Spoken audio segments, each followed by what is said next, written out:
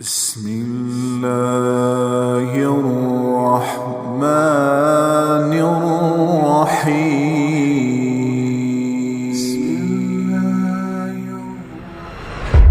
ایک اور حدیث سے آ جائی یوشک الامم ان تداعى علیکم کما تداعى الاکلۃ الی قصعتها. ایک دن آئے گا میری امت کو ایسے تقسیم کریں گے غیر جیسے دسترخوان پہ روٹی تقسیم کی جاتی ہے ٹکڑے ٹکڑے کر کے. تو صحابہ نے پوچھا اب من قلت نحن یومئذ یا رسول اللہ، یا رسول اللہ کیا ہم اس دن تھوڑے ہوں گے؟ ہم نے کہا لا انتم یومئذ کثیر، تم بہت زیادہ ہوگے. ولیکنکم غثاء، ان کا غثاء السیل، تم بارش کے طوفانی پانی کے اوپر جو تنکے تیر رہے ہوتے ہیں، تم ایسے تنکوں کی طرح بے حیثیت اور بے قیمت ہوگے.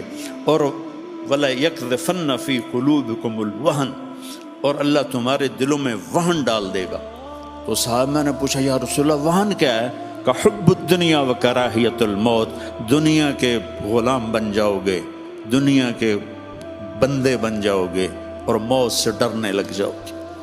بھلا موت تو اللہ کی ملاقات ہے. ابراہیم علیہ السلام کے پاس اسرائیل آ گئی، چلو جی. تو وہ کہنے کہ بھلا کبھی خلیل بھی خلیل کو مارتا ہے؟ تو وہ اسرائیل واپس گئے، کہا جی وہ ابراہیم تو یہ کہہ رہے ہیں. کہا اچھا اس سے کہو کبھی خلیل بھی خلیل کے ملنے سے رکتا ہے؟ تو انہوں نے کہا جی اوپر سے تو یہی جواب ہے. کہا جلدی کر لے جا. مسلمان کے لیے تو اللہ کی قسم اگر اللہ راضی ہے تو موت سے خوبصورت تحفہ کوئی نہیں، موت سے خوبصورت پیغام کوئی نہیں. اگر اللہ ناراض ہے پھر تباہی ہے. عمر بن عبدالعزیز اس تخت پہ بیٹھے جس پہ بنو امیہ کے ظالم حکمران بیٹھے تھے، عبد الملک بن مروان، پھر ولید بن عبد الملک، پھر سلیمان بن عبد الملک، اور چوتھے عمر بن عبدالعزیز. عبد الملک ان کے سگے چچا تھے.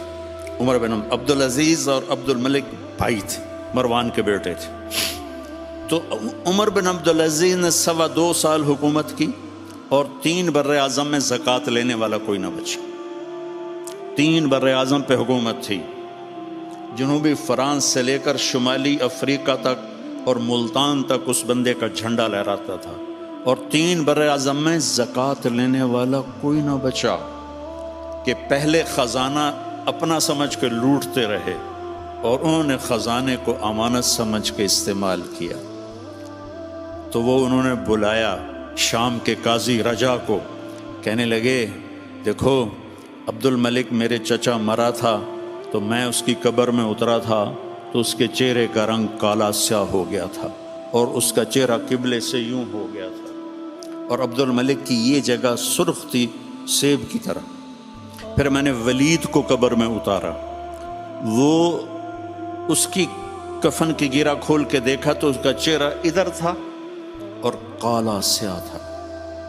پھر میں نے سلیمان کو قبر میں اتارا تو اس کے چہرے کو دیکھا تو کالا سیاہ تھا اور قبلے سے ہٹا ہوا تھا. بلکہ سلیمان کی ڈیڈ باڈی جب قبر کے قریب گئی، ہم قبر میں اتارنے کے لیے کوئی رومال لاتا ہے، کوئی ادھر ادھر حرکت کرتے ہیں تو اس کی باڈی ایسے سے ہلنے لگی. تو اس کے بچوں نے کہا ہمارا ابا زندہ ہے. عمر بن عبدالعزیز نے فرمایا زندہ نہیں، قبر کا عذاب شروع ہو چکا ہے. اور یہ ان تینوں کا جرم کیا تھا؟ ظالم تھے، بددیانت تھے، قومی خزانے کو ذاتی ملک بنا لیا تھا. یہ کیا سمجھتے ہیں حکمران کہ یہ مزے کریں گے؟ ان سب کے ہاتھ ایسے بندے ہوں گے قیامت کے دن. یہ جتنے جج صاحبان ہیں یہ کیا سمجھتے ہیں کہ ہمیں بڑی اعلیٰ پوسٹ ملی ہوئی ہے؟ ان کے قیامت کے دن ہاتھ یہاں بندھے ہوئے ہوں گے. پھر اللہ پوچھے گا بتا تجھے جو حکمران بنایا تھا تو نے کیا کیا میرے بندوں کے ساتھ؟ اگر وہ جواب دے سکا تو اس کے ہاتھ چھوڑ دیے جائیں گے، ورنہ انہی بندے ہاتھوں کے ساتھ جہنم میں گر جائے گا. اور قاضی سے اللہ پوچھے گا ہاں کیا فیصلے کیے تھے، کتنے ظلم کے فیصلے کیے تھے، کتنے عدل کے فیصلے کیے تھے. اگر وہ عدل کے فیصلوں میں کامیاب ہو گیا تو ہاتھ چھوڑ دیے جائیں گے اور جنت میں چلا جائے گا. اگر ظلم کے فیصلے کرتا مر گیا تو انہی بندے ہاتھوں کے ساتھ آگ میں چلا جائے گا. بھائیو آخرت بھی ہے، بھائیو صرف دنیا نہیں ہے، آخرت بھی ہے.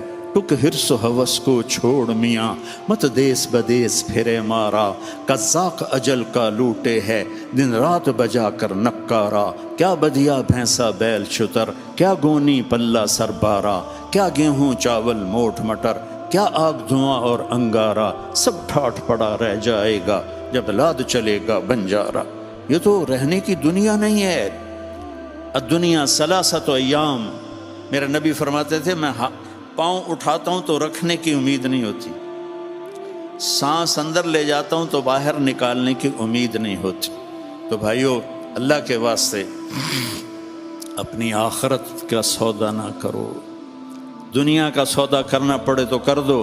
کیوں حسین ذبح ہو گئے 72 سمیت، 16 اہل بیت اور باقی جان نثار، کیوں اتنا قیمتی خون ذبح ہو گیا؟ کہ ایک طرف دنیا تھی ایک طرف آخرت تھی، انہوں نے آخرت کو گلے لگایا، نیزوں پہ سر چڑھ گئے۔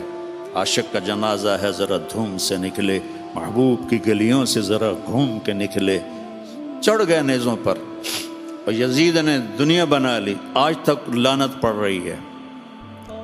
تو بھائیو میں ساری قوم کو ہاتھ جوڑ کے کہتا ہوں ہم مل کے اب توبہ کریں، اور ہم ایک ایمان، اس کے بعد نماز کوئی نہ چھوڑ، نماز کی پابندی کریں۔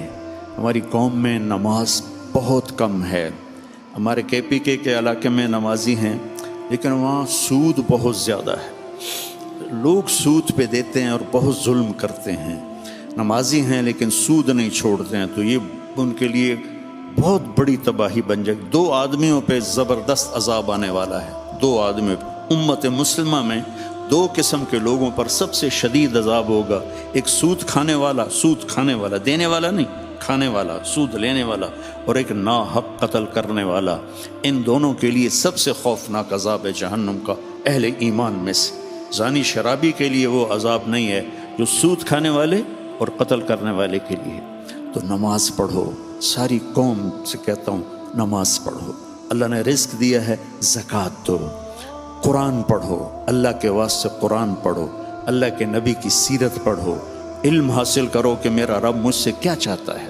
میرا رب پہلی سطر ہے بسم اللہ الرحمن الرحیم، کہ میں رحمان و رحیم ہوں، کوئی سخت حکم نہیں سناؤں گا، آسان ہوں گے، کر لو، بڑا نفع رہے گا۔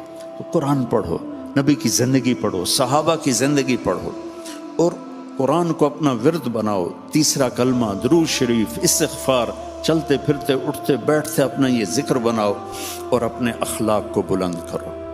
اپنے آپ سارے سیاسی لوگ بیٹھے ہیں لیکن میں نبی کی بات کروں گا، اپنی زبان کا بول میٹھا کرو۔ سب سے کہتا ہوں جتنے سن رہے ہیں زبان کا بول میٹھا کرو۔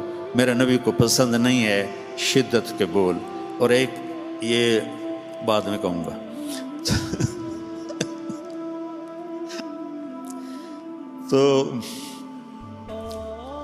تو اپنی زبان کے بول میٹھے کر۔ میرے نبی سے پوچھا گیا یا رسول اللہ سب سے زیادہ جنت میں کیا چیز لے جائے گی؟ تو آپ نے فرمایا اچھے اخلاق اور تقوی سب سے زیادہ جنت میں لے جائے گی۔